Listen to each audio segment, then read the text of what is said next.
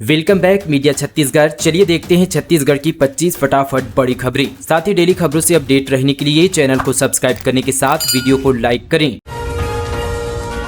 छत्तीसगढ़ की बेटी ने रचा इतिहास। केस काल की संजोली जैन AIPE परीक्षा में सफल, अब कर सकेगी देश भर में वकालत। छत्तीसगढ़ के केसकाल की प्रतिभावान छात्रा संजोली जैन बार काउंसिलिंग ऑफ इंडिया की अखिल भारतीय बार परीक्षा उत्तीर्ण कर ली है। इस सफलता के साथ उन्हें देश की किसी भी अदालत में वकालत करने का अधिकार मिल गया है। संजोली ने अपनी परीक्षा की शुरुआत सिप्रा विद्यालय से की। उन्होंने 11वीं और 12वीं की पढ़ाई सरस्वती शिशु मंदिर से पूरी की। इसके बाद कांकेर के महाविद्यालय से स्नातक किया। उन्होंने यहाँ पर BSc, LLB और LLM की पढ़ाई भी सफलतापूर्वक पूरी की। विधायक गोमती साय का प्रयास रंग लाया। पथलगांव विधानसभा में बिछेगा सड़कों का जाल, मिली 25 करोड़ 91 लाख रुपए की स्वीकृति।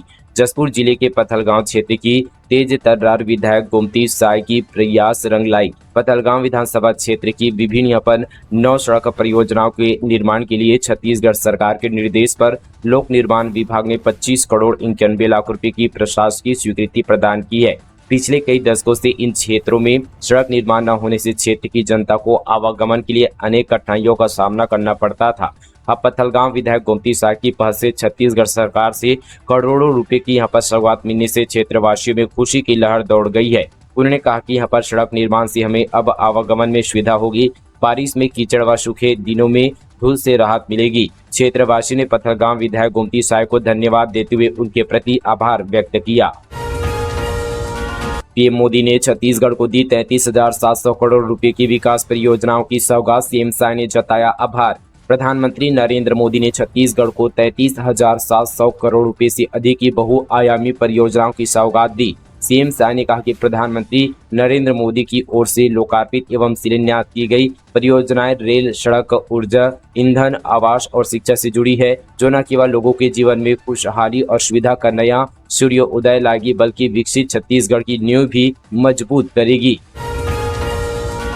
रेपिस्ट पादरी को विधायक कविता का दंडवत प्रणाम। बीजेपी बोली, कांग्रेस MLA छत्तीसगढ़ वासियों से माफी मांगे। बजिंदर सिंह यौन शोषण केस में दोषी करार। चमत्कार के जरिए बीमारियों को ठीक करने का दावा करने वाले जालंधर के चर्चित पादरी बजिंदर सिंह को मोहाली कोर्ट ने यौन शोषण के मामले में दोषी करार दिया है।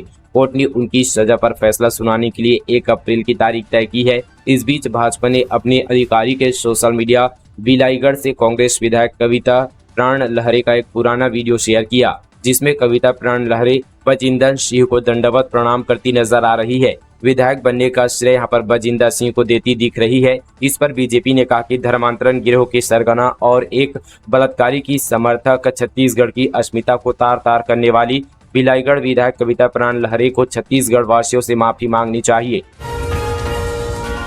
इलाज कराने गई महिला से डॉक्टर की गंदी हरकत, परिजनों का अस्पताल में हंगामा। जांजगीर के चांपा स्थित कृष्णा हॉस्पिटल के डॉक्टर जयप्रकाश देवांगन पर इलाज कराने आई महिला ने छेड़छाड़ का आरोप लगाया है। घटना के बाद महिला के परिजन और आक्रोशित लोगों ने अस्पताल में हंगामा कर दिया। घटना की जानकारी मिलने के बाद पुलिस टीम मौके पर पहुंची और मामले को शांत कराया। घटना के बाद से आरोपी डॉक्टर जयप्रकाश देवांगन फरार है। छेड़छाड़ के इस मामले में चांपा पुलिस ने आरोपी डॉक्टर जयप्रकाश देवांगन के खिलाफ छेड़छाड़ का मामला दर्ज किया। इधर घटना के बाद से आरोपी डॉक्टर जयप्रकाश देवांगन फरार है, जिसकी तलाश में पुलिस जुट गई है। देश में इतिहास बनकर रह जाएगा नक्सलवाद। बस्तर में 50 नक्सलियों के सरेंडर पर बोले अमित शाह। छत्तीसगढ़ के बीजापुर में 50 नक्सलियों ने सरेंडर किया। इसकी जानकारी देते हुए केंद्रीय गृह मंत्री ने प्रतिक्रिया दी। गृह मंत्री अमित शाह ने 31 मार्च 2026 के बाद देश में नक्सलवाद केवल इतिहास बनकर रह जाएगा, यह हमारा संकल्प है। उन्होंने कहा कि मैं हिंसा और हथियार छोड़कर विकास की मुख्य धारा में शामिल होने वालों का स्वागत करता हूं। आरंग में अवैध रेत उत्खनन पर बड़ी कार्रवाई। प्रशासन ने एक चेन माउंटेन मशीन और 3 हाईवा किया जब्त। राजधानी रायपुर के आरंग विधानसभा के महानदी से हो रहे अवैध रेत उत्खनन पर प्रशासन ने बड़ी कार्रवाई की है।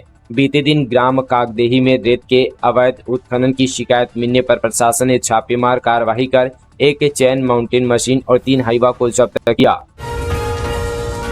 कोरबा में नवरात्रि पर निकली भव्य शोभा यात्रा। छत्तीसगढ़ से लेकर केरल तक की झलक, राउत नाचा और डीजे की धुन पर झूमे श्रद्धालु। कोरबा में नवरात्र के पावन अवसर पर भव्य शोभा यात्रा का आयोजन किया गया। कोसाबाड़ी से शुरू होकर टीपी नगर तक निकली इस यात्रा में छत्तीसगढ़ समेत कई राज्यों की सांस्कृतिक झलक देखने को मिली। शोभा यात्रा में महिलाएं, पुरुष और बच्चे डीजे की धुन पर नाचते गाते नजर आए। सीतामढ़ी गोमाता चौक से हिंदू संगठनों द्वारा निकाली गई दूसरी शोभा यात्रा में भी बड़ी संख्या में श्रद्धालु ने हिस्सा लिया। छत्तीसगढ़ को नई ट्रेन सेवा का उपहार, अभनपुर रायपुर मेमू ट्रेन को पीएम मोदी ने दिखाई हरी झंडी। प्रधानमंत्री नरेंद्र मोदी ने मोहभट्टा बिलासपुर में आयोजित कार्यक्रम में शामिल हुए। इस दौरान उन्होंने वीडियो कॉन्फ्रेंसिंग के जरिए अभनपुर रायपुर मेमू ट्रेन सेवा की शुरुआत की। प्रधानमंत्री ने इस अवसर पर 2695 करोड़ रुपए की लागत से पूरी हो चुकी 4 यहाँ पर रेल परियोजनाओं को राष्ट्र को समर्पित किए। साथ ही यहाँ पर 7 रेल परियोजनाओं की आधारशिला भी रखी। छत्तीसगढ़ में रेल सुविधाओं के विकास और यात्रियों को किफायती एवं सुगम परिवहन की दिशा में एक बड़ा कदम है। इन परियोजनाओं से छत्तीसगढ़ के औद्योगिक विकास को भी नई गति मिलेगी। रायपुर और अभनपुर के बीच मेमू ट्रेन शुरू होने से आम लोगों के लिए आवागमन किफायती और आसान होगा। इस ट्रेन का ठहराव मंदिर, हसौद, केंद्री और अभनपुर स्टेशनों पर होगा। नशा मुक्ति केंद्र में युवक की मौत, नशा छुड़ाने के नाम पर मारपीट के आरोप, शरीर पर गहरे चोट के निशान। नशा से मुक्ति दिलाने के नाम पर न जाने कितने एनजीओ नशा मुक्ति केंद्र खोलकर मासूम लोगों की जान के साथ खिलवाड़ कर रहे हैं।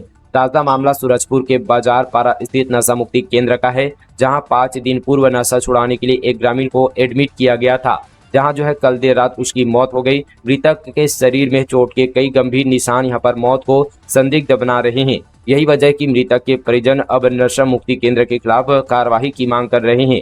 वहीं यहां पर पुलिस ने मामला दर्ज कर जांच शुरू कर दी है। ट्रांसपोर्टर से मारपीट पर भड़का सर्व हिंदू और क्षत्रिय समाज, मॉब लिंचिंग की कार्रवाई की मांग, आंदोलन की चेतावनी, पुलिस ने जोड़ी हत्या के प्रयास की धारा। अंबिकापुर में सड़क हादसे के बाद ट्रांसपोर्टर संजय सिंह की बेरहमी से पिटाई के मामले में सर्व हिंदू समाज और क्षत्रिय समाज ने आरोपियों पर कड़ी कार्रवाई की मांग की है। सर्व हिंदू समाज ने कहा कि आरोपी आदतन बदमाश है।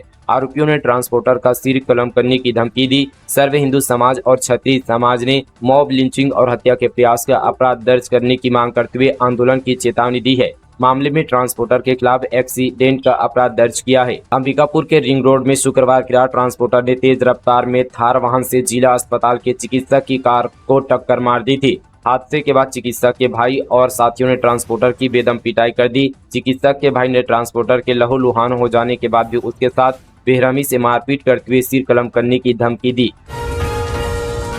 एक घर में हुआ सिलेंडर ब्लास्ट, धमाके से उड़ गए घर की छत, जांच में हुआ चौंकाने वाला खुलासा। अंबिकापुर में एक मकान में देर रात गैस सिलेंडर ब्लास्ट से हड़कंप मच गया।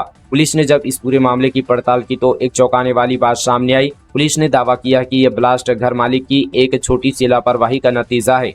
दावा किया जा रहा है कि घर मालिक अपने ही घर में मोमबत्ती जलाकर घर से बाहर टहलने चला गया और जब घर पहुंचा तब तक घर का पूरा नक्शा बदल चुका था और यहां सिलेंडर ब्लास्ट से घर पूरी तरह से तहस नहस हो गया था। जानकारी के मुताबिक पूरी घटना जोड़ा पीपल महाराज गली स्थित एक घर की है। यहाँ घर मालिक नंदलाल बीती रात मोमबत्ती जलाकर बाहर टहलने के लिए निकल गया। इस दौरान मोमबत्ती से बोरे में आग लग गई और यह गैस सिलेंडर तक जा पहुंची। इसके बाद सिलेंडर फटने से तेज धमाका हुआ और आग लग गई। घटना की सूचना के बाद दमकल मौके पर पहुंचकर आग यहां पर बुझाया गया।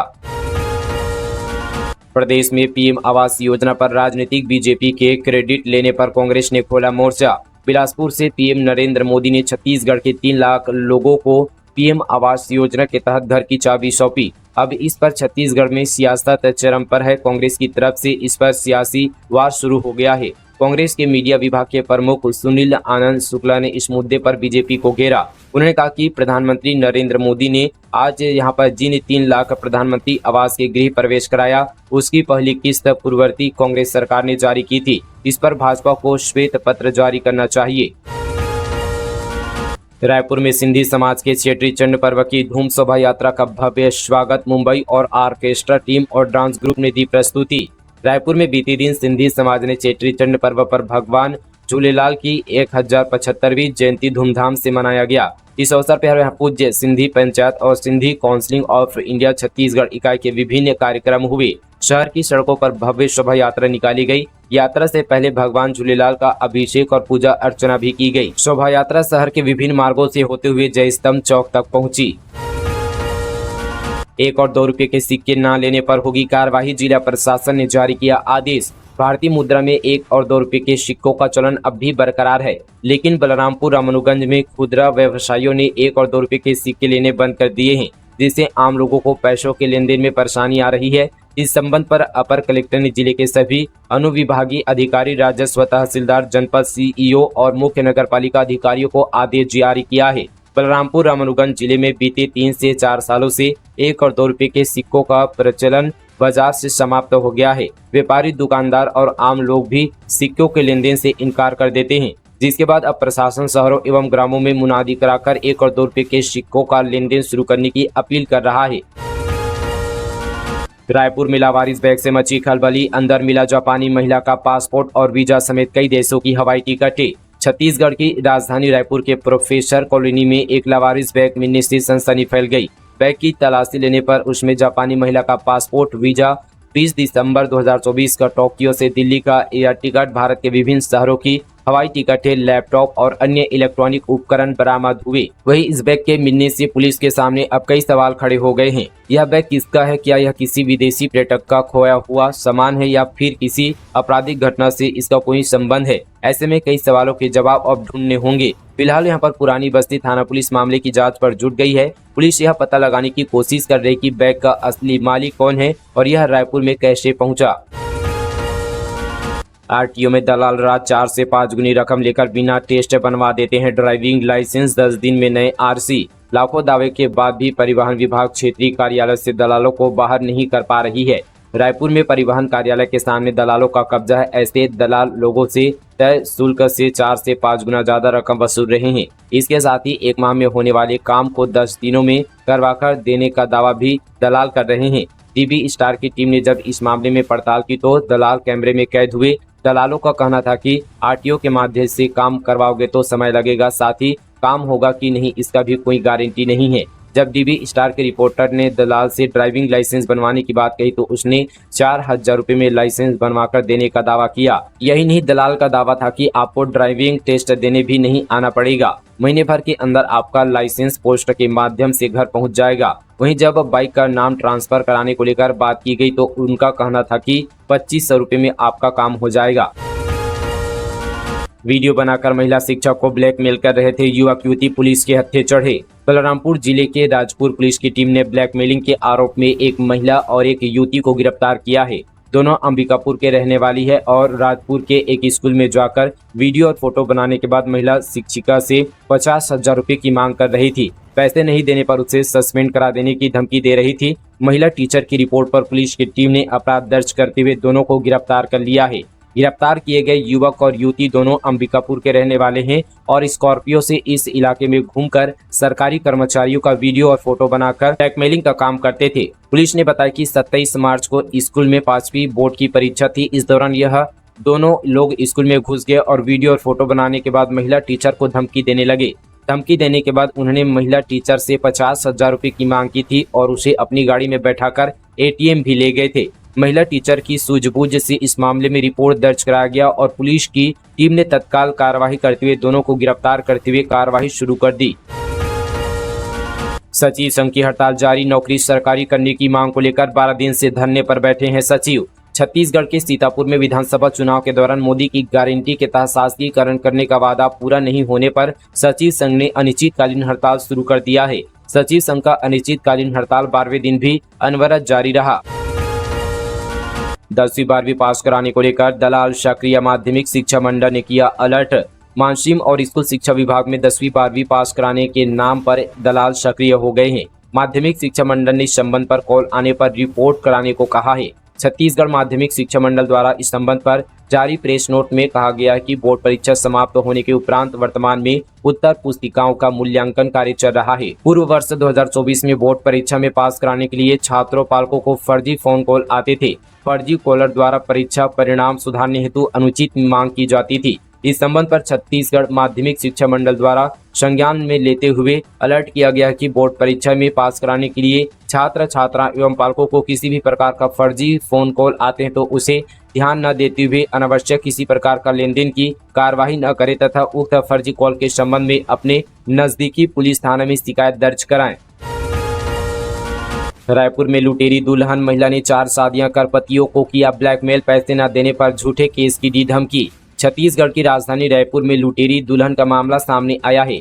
यहां रहने वाली एक महिला ने एक के बाद एक 4 शादियां की और सभी शादियों में वह अपने पतियों को झूठे केस की धमकी देकर रकम लूटते रही। उसके नए शिकार बने पति ने प्रताड़ित होकर यहां पर मामले की शिकायत मुजगहन पुलिस थाने में की। जानकारी के अनुसार आरोपी महिला पूजा ने अपने पति डागेश्वर देवांगन से बैंक के लॉकर में रखे जेवरात निकालकर अपनी मां गायत्री को दे दिए। इसके बाद उसने पैसों की लगातार मांग शुरू कर दी और पैसे न देने पर झूठे केस में फंसाने की धमकी दी। जब डागेश्वर को अपनी पत्नी पूजा की सच्चाई का पता चला तो उसने कोर्ट में परिवाद दायर किया। कोर्ट के आदेश पर मुजगहन थाना में महिला और उसकी मां के खिलाफ एफआईआर दर्ज की गई। मुजगहन पुलिस मामले की जांच पर जुट गई है। तो दोस्तों, ये थी आज की तमाम छत्तीसगढ़ की 25 ताज़ा बड़ी खबरें फटाफट अंदाज पर। इसी तरह की और खबरों से अपडेट और जुड़े रहने के लिए अभी चैनल को सब्सक्राइब करें, वीडियो को लाइक करें, इस वीडियो को ज्यादा से ज्यादा शेयर करना बिल्कुल ना भूलें। चलिए मिलेंगे इसी तरह की और नॉन स्टॉप खबरों के साथ, तब तक के लिए दोस्तों जय हिंद, जय छत्तीसगढ़, जय जोहार।